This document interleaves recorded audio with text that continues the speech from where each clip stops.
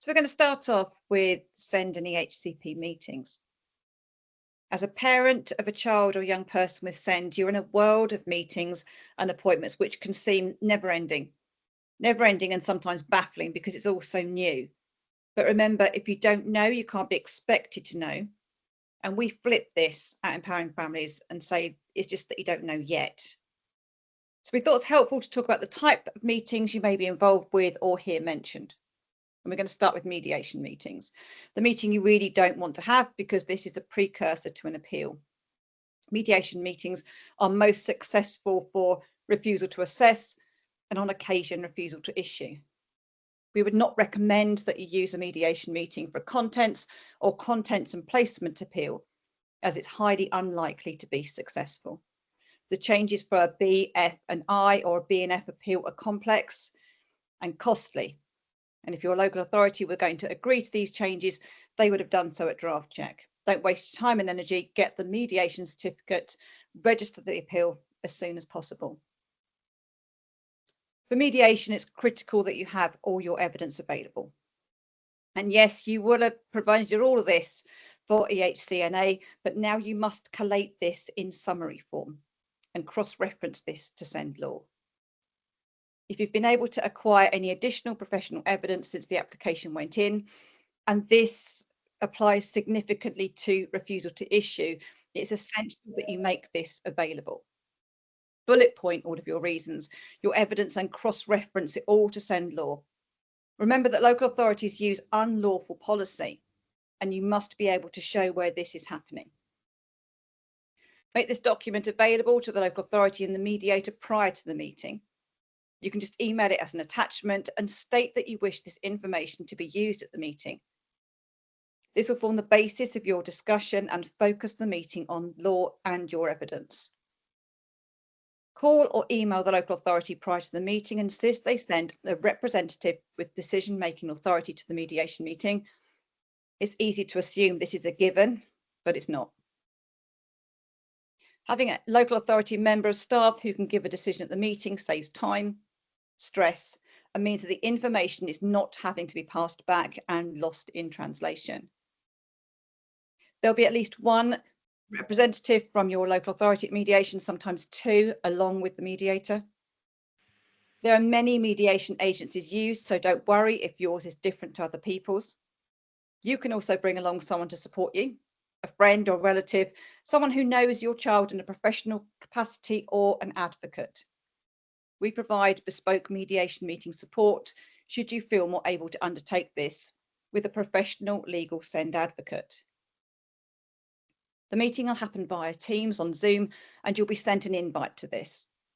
The mediator will introduce themselves and each person involved with the meeting will do the same in turn. If you'd rather not be visible, just turn your camera off. Mediation is a without prejudice meeting. What happens in mediation stays in mediation, and you cannot use this for your appeal or refer to the discussion after the mediation has taken place. The mediator will do a general housekeeping and let you know how and when to ask questions and answer them. You'll have your opportunity to use your evidence and refer back to it. And remember again to always use SEND law over any emotional responses. Now this part is hard because it's an exceptionally emotional time. If this becomes too difficult, ask for the person supporting you to take over or talk on your behalf. You can always ask direct questions about your child.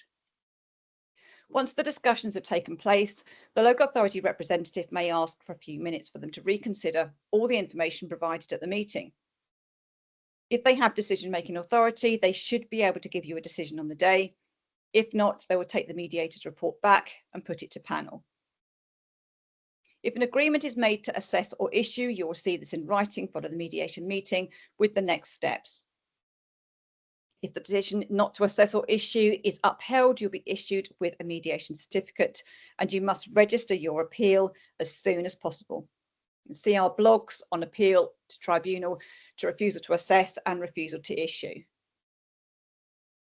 Another meeting that you may come up against, or will actually come up against, because everybody with an EHCP will have one of these, is your annual review. These happen at least once a year, or in the case of a child Under 5 years old, between 3 and 6 monthly. If your child is moving to the next phase of education, they'll also have an annual review in the autumn term in the year prior to their move to the next phase. And we discuss everything you need to know about these in our dedicated webinars on all types of annual reviews and our blogs, and again on our YouTube channel. Now, not every local authority will be enthusiastic about offering you a co-production meeting, as they're something that you should request. They are most effective following draft check to go over the requested amendments. Following a draft check requests that your local authority provide you with draft number 2 and that you have a co-production meeting to discuss the amendments. Co-production meetings give you the opportunity to push forward your amendments and hear any reasons why the local authority don't agree. You'll need to be assertive and have all your evidence prepared, which will be in place already if we have undertaken your draft check. It's imperative that you use SEND law, including the SEND Code of Practice, to back this up. Case law can also be very helpful here too. Co-production meetings can be via Teams or Zoom.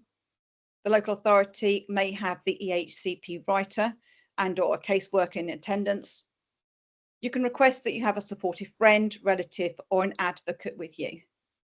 Anna and I regularly attend co-production meetings with the families that we support for draft EHCP checks and EHCP health checks.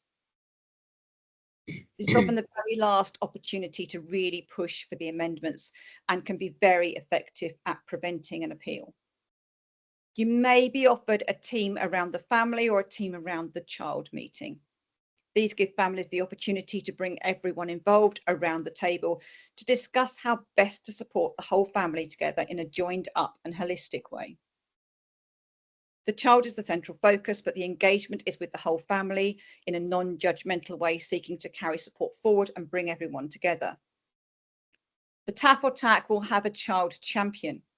This is a representative who speaks for the child and ensures that the child is held in mind throughout.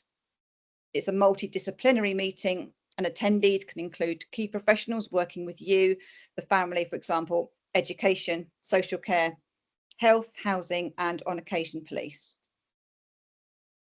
Information and updates on any previous actions to support the family will be discussed, along with how successful these have been and any changes that are required to improve support or engagement.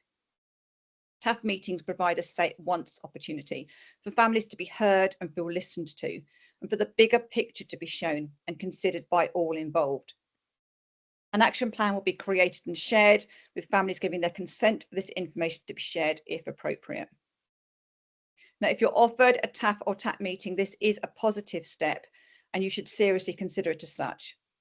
It can be daunting, and again, we attend these meetings as additional supportive advocates for the whole family and can advise on education and SEND, giving families a balance of professionals at these meetings.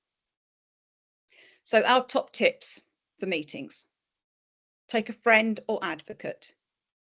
Brief them beforehand with a list of everything you need to cover, or make sure you have a call to discuss all key points you want and need to cover.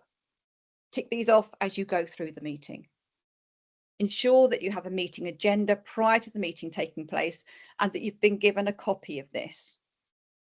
Check the minutes of the meeting to ensure all the information has been correctly recorded. And if you do this, you'll be in the best possible position to get the most out of these meetings.